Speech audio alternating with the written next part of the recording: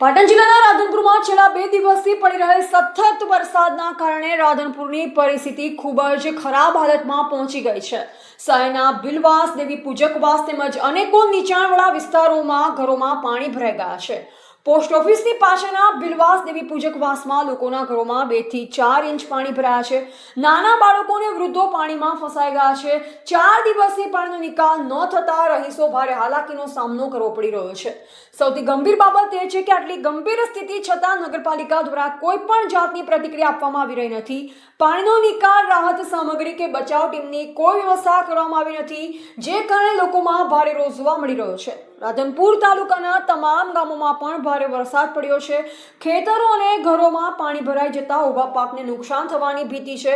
રસ્તો બંધ થવાથી જનજીવન ખોરવાયું છે। રહીશોની માંગ છે કે નગરપાલિકા અને વહીવટી તંત્ર તાત્કાલિક જાગે અને પાણી નિકાલ તેમજ રાહત કામગીરી હાથ ધરે, અન્યથા ઉગ્ર આંદોલનની ચીમકી પણ આપવામાં આવી છે। નાગરિકોને સાવચેત રહેવાને જરૂર વગર ઘરની બહાર ન નીકળવા વિનંતી। ધ ગુજરાત લાઈવ ન્યૂઝ સાથે રોહિત કે મહેતા, રાધનપુર।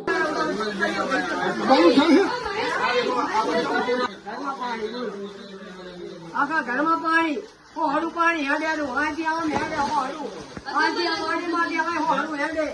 બોલો અમે શું કરીએ? અમે ખાવાની પીવાની ક્યાં જાય સાહેબ?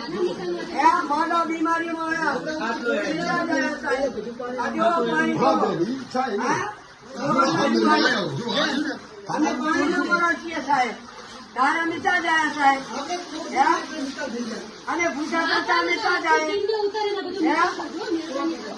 અમારા કોઈ સાથ નહીં, કોઈ કમાવા ક્યાં જાય? અત્યારે મારા માણ અમે લઈને ક્યાં જાય?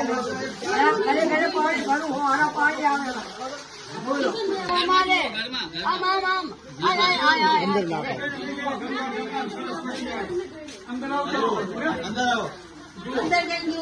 પાણી ભરી ગયું તમે જુઓ, બચારા માણસ ક્યાં ગાય જુઓ તમે।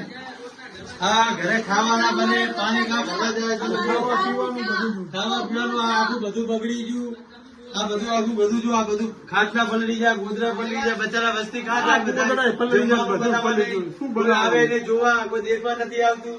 આ બધું જો પાણી ભરી ગયું, આવતું નહીં, ટીવી બધું અમારે આવું 12 મહિને થાય, 12 મહિને અમારે આવું થાય છે।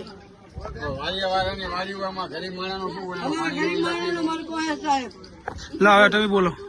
આ બાજુ જતા રહો, ગરીબ માણસ અમે ક્યાં જાય?